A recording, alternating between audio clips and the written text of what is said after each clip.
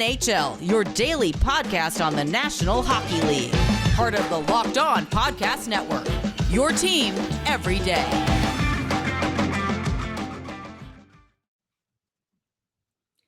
Hello and welcome to the Friday edition of the Locked On NHL podcast. I am Rachel Donner from Locked On Flyers. I'm on Twitter at rmiriam. I'm here with Mike Distefano of Locked On Leafs. You can find him on Twitter at Mickey Canuck.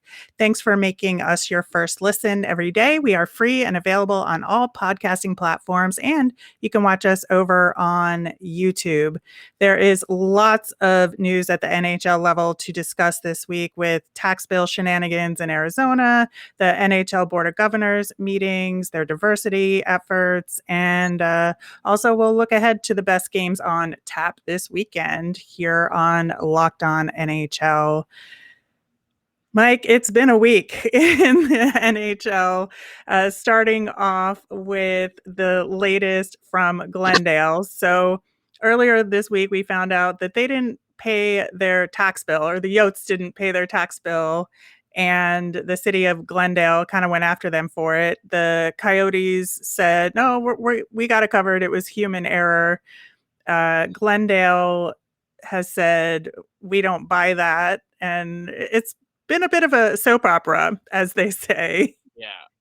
Yeah, no, it's been an interesting situation, and I think earlier today Gary Bettman was talking about it at the Board of Governors meetings that are going on right now down in Florida, and look, it's definitely a rocky situation out in Arizona right now. I don't know how it gets resolved, but I don't know how the league let it even get this far. Like, how are you not keeping tabs on what's going on, making sure that everybody's making the payments that they have to? I mean, this is a bad look on the league, in my opinion. Like, it's insanely embarrassing for Arizona, but I think the league needs to also take a little bit of heat on this, because they're, when you have a new ownership, and they are, like, Alex Morello's only had the team for what, a year, 2 years max. Yeah. You should be kind of keeping an eye and making sure that he's up to date and he has the same business practice, the same standards that the rest of the NHL owners are held by. And obviously, by not paying your taxes and not paying vendors and going into delinquency, and apparently this is a habit that he has, going into delinquency and then trying to, like, negotiate his, like, debts. I don't know. It's a really weird way to go about business, and it's not something you typically see in pro sports and in the NHL. And I'll be curious to see what kind of comes of this. But Gary Bettman says he's fully believes that the Arizona Coyote situation is being overblown, as he says, and he wants to keep a team there and keep things rolling in the desert. But I don't know. It seems like year after year, there seems to be more and more issues piling up for that organization. Yeah, and it is interesting, the PR war or something along those lines is there's like a disconnect there, right? Because what Gary Bettman is saying, what the league is saying is, oh, there's nothing to worry about, nothing to see here. We're fine. And yet they won't out loud commit to financially covering any of these costs or saying that they will be, you know, supported or guaranteed by the league. And then the city of Glendale responded. Katie Strang reached out to the city of Glendale manager and basically said, no, like, if Gary Bettman wants to believe that not filing 17 monthly tax returns was due to human error, then so be it. Glendale does not have an agenda. We just want assurances that the team pay all of their obligations in a timely manner.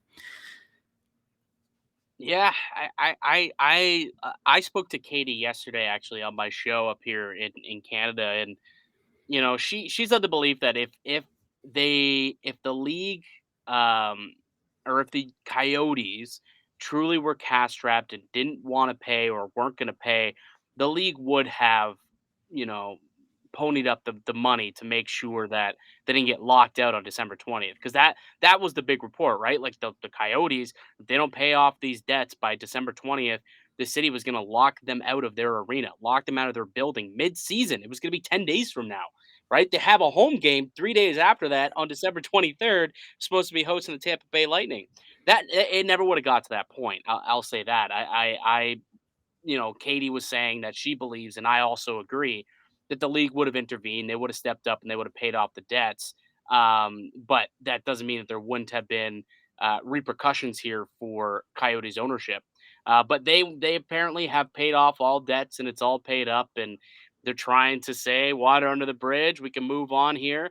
But I mean, I think you would be naive to believe that this eh, eh, this looks to be a pattern, and this could potentially be an issue in the future and going forward. And knowing that that organization doesn't even have a home for next year, because remember those reports earlier in the season, in the offseason, about potential about the league, the city of Glendale not renewing their lease with the Coyotes. They don't even have anywhere to Yep. play next year, nowhere to play. And then after this, I just like, here's my question to you, Rachel. In the next 5 years, do you think that we still have hockey in the desert? I think it's interesting because I think if Gary Bettman is still running the NHL, I think we do. Because I Well, think he here's another question is for you then. it's tied to his success story, right? Absolutely, and here's another question, and it's one that actually I posed to Katie, so I'm curious to get your thoughts on this. Do you think that it's gotten to a point where the NHL, in order to succeed in Arizona, maybe they need to take ownership back of this team and get them going in the right direction? Because it seems like a lack of leadership from the top down, and the instability has what has plagued the Coyotes over the last little bit. Do you think that maybe the NHL at some point here in the next little bit may have to kind of take control back of this team to get things back on in the right direction for the Coyotes? That's gonna be the real question, I think, for Gary Bettman because, like I said, I feel like the success of the Coyotes is part of his tenure and part of his success story, Yeah, and for him, it would be a big loss. Like, it would be a big negative column check mark, right, for absolutely. his tenure as commissioner, and so I really think that he's gonna have to do a big cost benefit analysis on this, but I don't think it's an unwarranted move, that's for sure. Yeah, and Quebec City, Houston, Kansas City, they are The just vultures are circling. oh, they want a team so bad, and one thing goes wrong, one mispayment in the future, one even article written about some possible problem in the desert. They're gonna come back and be like, "Look, this keeps happening. We want a team. They don't deserve it. Give it to us." So it'll be interesting to see how this all unfolds. The story's definitely not done though. No. I think the other big story coming out of the Board of Governors meeting so far is the latest information on the salary cap, in that it will go up to 82.5 billion next year, so that's up a million, but they're not going to really be able to do a bigger increase until the 2024-25 season due to the lost revenue issues. Yeah, and that's gonna be a problem for some teams. Like that's gonna be an issue. I look at a team specifically, and I look at the Minnesota Wild and their cap situation over the next couple of seasons is going to be a real interesting thing to see how they can kind of get around it with it not going up. I think they banked on it possibly going up over the next couple of years because when they bought out Zach Parise and Ryan Suter, they've got like $16 million of dead cap in those 2 seasons, those 2 years. And that's not going to look pretty when you've got $16 million in dead cap on players and you're not seeing the salary cap escalate or get any higher. So it's going to be interesting to see how teams and as these young players start to get these big, massive contracts like we've been seeing out of their ELC. It'll be interesting to see if that keeps happening. Are we going to see more bridge deals, perhaps, or are they going to still keep getting their money? And at what point and how are we going to see things differ in the regard of players getting paid when we don't see the salary cap going up? Yeah, I'm very curious to see if we get some short-term deals out of ELCs just to mitigate that, and players and teams understanding that this is the way it is, and how those negotiations are going to go. I feel like everybody's frantically checking their team's cap friendly page now to look at their expiring contract dates and try to do the math on that.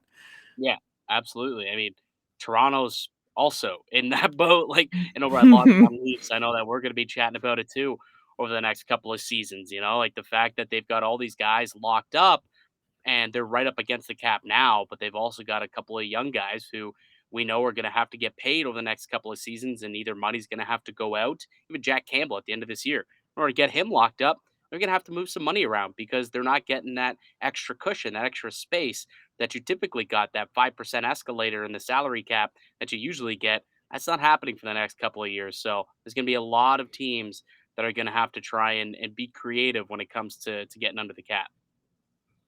Absolutely. Well, there was a few more other news items out of the Board of Governors meetings that we'll talk about up next, related to the Olympics and some other little tidbits, as well as their latest reports on what they're doing on diversity inclusion. But first, we're going to hear from our good friends at Built Bar. Absolutely. And this holiday season, grab the protein bar that tastes like a candy bar, or even better than a candy bar. Grab a Built Bar. It's filled with so much holiday goodness, rich with decadent flavor, covered in chocolate, but amazingly low in calories, sugar, net carbs, and fats, and high in proteins. You get the best of both worlds, delicious and healthy. So many flavors you'll have a hard time choosing. Will you have raspberry or mint brownie, cherry or double chocolate, cookies and cream, or peanut butter brownie? Built Bar gives you that extra fuel you need to bust down those mall doors and battle all the holiday shoppers. Or if you're just standing in endless shopping lines, Built Bar can give you that extra something to keep you going. So throw one of your in your jacket or purse, and you never know when you're going to need it. Because it's the season of peace and love. Do not bring it up. Bring up your favorite Built Bar flavor at family parties. People are so passionate about their favorite flavor, they'll literally fight over it and things to get out of hand. You're friends with Santa? Well, tell Santa to throw a couple of Built Bars in those stockings. With so many flavors, they'll make anyone's Christmas morning a happy one. Want to cozy up with something warm? Here's a holiday secret. Dip your Built Bar into a piping hot cup of cocoa. Let it melt a little and give your beverage a bit of that Built Bar flavor. Plus, we have a nice melty Built Bar to go with it. Plus, be sure to have a couple of napkins handy, though. And like some of those marshmallowy treats around the holidays, you need to get your hands on some Built Bar Puffs. They're light, fluffy, and marshmallowy through and through. Different flavors, all covered in chocolate. Taste so, so good. You won't believe that they're filled with protein. Go to built.com, use the promo code LOCKED15, and get 15% off your order. Mike, I personally have been hearing a lot about Stance apparel lately, especially because they just launched a new line of active apparel. Plus, it's holiday gifting time, and Stance is one of the coolest gifts you can give. I cannot tell you how incredibly comfortable and well made their socks and shirts and hoodies are. Stance is miles above boring old socks, underwear, and apparel that we'd always have to settle for back in the day. Stance changed that mindset by offering color, comfort, and creativity like no other. Stance apparel represents a radical reinvention of socks and underwear and active apparel. They have a sharp focus on comfort, quality, and creativity.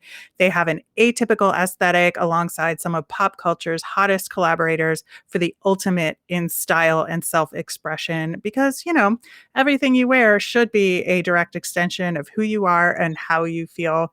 They've got some cool collabs that I love, like Star Wars and Marvel socks, to name a few.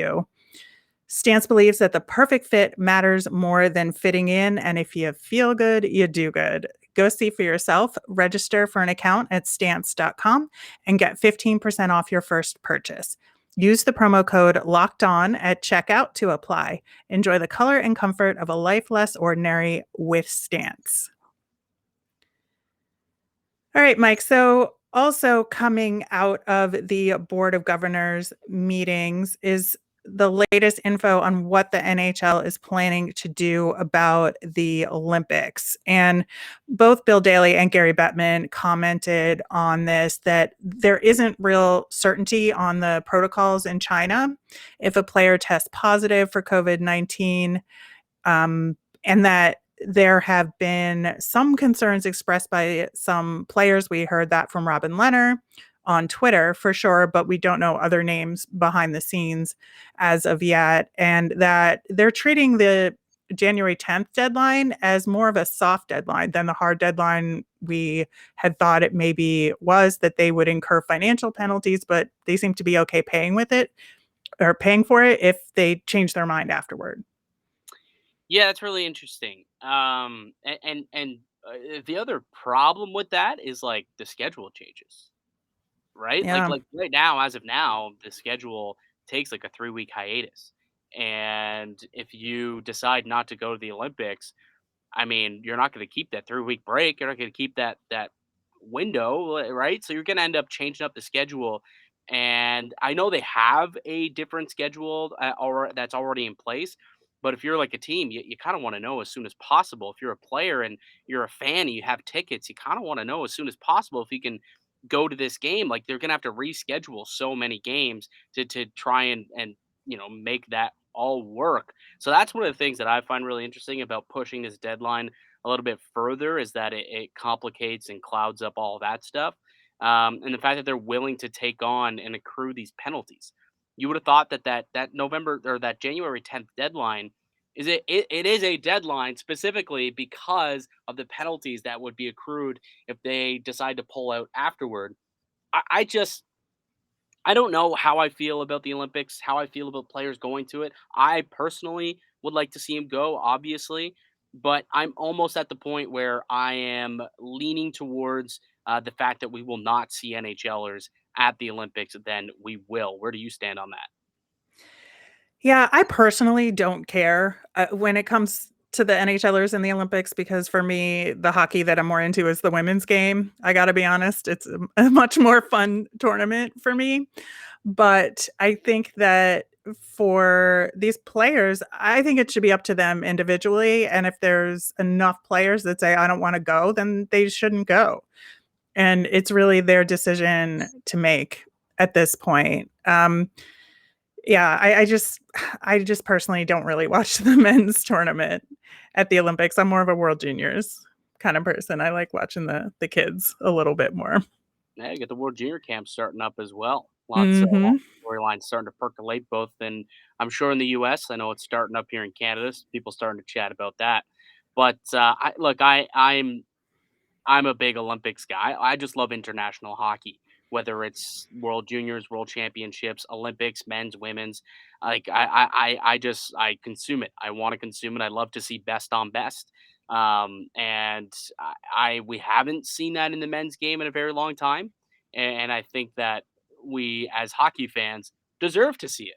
Like I just think we deserve to see it as fans. And if players want to go, I believe they should. So I'm with you in that, but I also understand from a business perspective why they may not decide to go and why the risks may not outweigh the benefits. Because at the end of the day, the NHL is a business for Gary Bettman, right? It's a business Right. for the Right. owners, and he just runs it. That's what it is. It's our entertainment, but it's their business, and they need to. Unfortunately, they're going to try and do what's best for them. Now they've said that they're going to do what's right by the players, and if they really want to go, then they'll try and do whatever they can to go. But at the end of the day, I think a lot of it's going to come down to the economics, and it's going to come down to kind of how the world really sits at that point. I think things are a lot different today than they were a month ago with this new variant that's kind of catching waves. So I think it makes sense that now they're like, okay, now with this new information, now we may have to kick this down the can a couple more weeks and kind of see how everything plays out. And then that's why maybe they're okay with moving past the Jan 10 date. But we'll see what ends up happening. Yeah, I think, the league might also be looking to use those 3 weeks as makeup game time blocks, because they're anticipating maybe some more cancellations at this point. Yeah, that's a good point too. They could use that block to fill in some of those canceled games from New York and with Ottawa and any other teams end up getting. I'm trying to think if any other teams have some postponements. I can't think off I the top don't of my think head. so right now, but But who knows? there's been at least 6 or 7 games that have been postponed that they're gonna have to try and get them situated and dealt with at some point. But yeah, it's a big block to try and fit a couple of games for a couple of teams. It's not like the whole league has been affected quite yet, but So, one more thing that the NHL has been talking about this week, and this is sort of related, I think, to the comment that Gary Bettman said, like, don't worry about me, I'm not going anywhere, is that on yesterday they talked a little bit about the work that they've done to increase diversity and, in the wake of the Kyle Beach controversy and the Akima Lou incident and efforts that they're doing to combat racism. It's a little sparse, I gotta say. They talked about staff doing 90-minute training sessions. yeah, what is that gonna what is that gonna do? A quick 90-minute like I don't know. quiz? Like I honestly I don't a lot of it is fluff. Realistically, a lot of it is fluff. Um we're gonna have to see if anything actually ends up coming of it. But like for the last 5 years, they've been talking about trying to increase diversity in the NHL, and Certainly not conversation, there.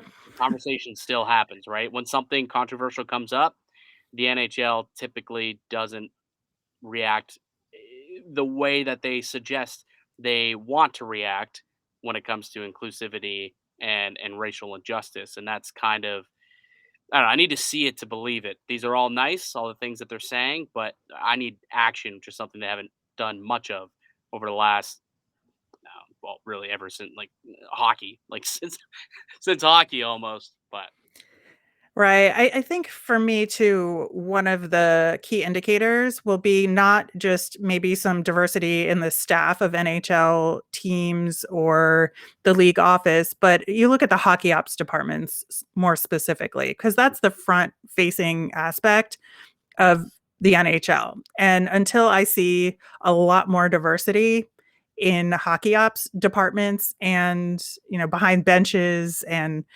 all of those things, I think, some of this is essentially meaningless for well, now. I do want to give them some credit though in terms of what they've done in terms of increasing access to mental health support. I think we've seen the benefits of that with players taking advantage of those options, and I think that's a good thing. the hotline too, which is something that they've talked about, and we saw it get put into action. Was it in Pittsburgh? I'm completely blanking, but somebody got fired earlier this year, and it was after the hotline got put in. That was in Anaheim for the Ducks. Anaheim, yes, the Anaheim GM, yeah. Different bird. It's okay. Right, exactly. But yeah, we saw it, we saw the plan of trying to help people within the game and trying to, rid the game of the people who are doing wrong, and that actually got put into practice and it worked. So yeah, there are some things that certainly they do deserve credit for. But just like the hotline that I saw, we saw it happen with this job. Now we need to see, women eventually end up in front office positions. We saw our first gay referee, openly gay referee in the AHL the other day, ref his first game. Stuff like that is good. It's positive. We need to see, those next steps. It's going to take time. It's going to take time, right? We're not just going to randomly see this stuff start to pop up. If I'm not mistaken, I don't think we have anyone of color either as like a prominent GM in the NHL either. So, but eventually, I'm hoping we start to. I know there was some talks about a potential some diversity and inclusion being integrated into the Montreal Canadiens GM position. Yes. So that would be interesting. That's kind of something that I'd be keeping an eye on there. Yeah. Well, this is a time will tell situation, and I certainly don't think the NHL should be patting themselves on the back about anything quite yet. Not at all. Not at all. All right. Well, we will look ahead to the weekend slate of games and see what's popping out for us, and also give our quick hot take on the Locked On NHL rankings to see if we had any different opinions than the guys did yesterday. But first, BetOnline has you covered all season long with more props, odds, and lines than ever before as football season continues the march to the playoffs. BetOnline remains your number one spot for all of your sports action this season. Head to the new updated desktop or mobile website. You sign up today, you'll get a 50% welcome bonus on your first deposit. Just use our promo code Locked On to receive your bonus. From basketball, football, the NHL, boxing, and UFC, right to your favorite Vegas casino games. Don't wait and take advantage of all of the amazing offers available for this season. BetOnline is the fastest and easiest way to bet on all your favorite sports. BetOnline, where the game starts. All right, Mike. So before we get to our games, just a quick hot take on the NHL power rankings from the Locked On NHL hosts. I got to say, I'm impressed that your Leafs are up at number 2. Why are you impressed? They were the top team in the league at one point last I'm year. impressed by the voting actually matching where they should be. Yeah, you're right. There's a lot of Leaf haters out there. But that just goes to prove how these rankings are quite true and rather unbiased. And like I look at the top 10, and I'm like, that's a legit top 10. Like I don't think there's anyone that's really out of place. I think these are the top 10 teams in the NHL. We've got the Panthers up at the top, the Leafs, the Caps, Canes, the Wild, New York Rangers, the Lightning at 7, Flames at 8, Oilers at 9, and then the Colorado Avalanche, who are now that they're kind of getting back from their injuries, Mhm. McKinnon's back. They've got themselves back into the top 10 as well. I think that we did an outstanding job. We could pat ourselves on the back for our power rankings because it makes a lot of sense. Yeah, my one question, heading into next week is, will Vegas start creeping up now that, they're getting their guys back from injury as well? But we shall see on that front. So going into games this weekend, I think for me, the most important game is tonight's matchup between the Caps and the Pens. The league is sort of touting this. It's the 60th all-time head-to-head during the regular season with Sid and Ovi. And so that's a lasting institution there. But interestingly, at least in the States, it is an ESPN Plus only broadcast. So you're kind of SOL, as they say, if Oh, you do not have ESPN Plus. I'm sure I can find a way to watch that game. I'm sure. Well, that we're allowed to talk about anyway. Yes, exactly, exactly. No, that should be a great game. Like obviously, I think that's always a good game, right? Yes. One of the games I'm excited to watch this weekend, and I guess I'm a little biased, but like the Toronto Chicago game, they're always entertaining. But if there's one that I really can't wait to watch, it's going to be on Hockey Night in Canada, I believe. Yes, just look at it is. But Carolina and Edmonton. So Edmonton's hosting Carolina. Carolina's been one of the best teams in the league this season. They're fantastic, and then obviously it's always a treat to get to watch McDavid and Draisaitl do their thing. So to watch two powerhouses, one from the East, one from the West, go at it. I'm excited to watch that game this weekend. Yeah, that's a great one as well. I think I would add to that list the Panthers and the Avalanche on Sunday. I Yeah, think that'll be a similar kind of powerhouse who really is better than the other one kind of matchup. absolutely. Yeah, there's some good matchups. I mean, Minnesota Vegas should be a really good one. Also on Sunday, those are two great teams going upwards in the standings and in our power rankings as well. Yeah, some really good hockey going on this weekend. Yeah, and not that it's going to be the best game ever, but I'm actually looking forward to the Flyers versus Arizona game on Saturday because maybe the Flyers will win one. Perhaps. Oh boy, yeah, it's not going well for your Flyers. Not It going is not. It is not. Ooh, tough, tough, tough.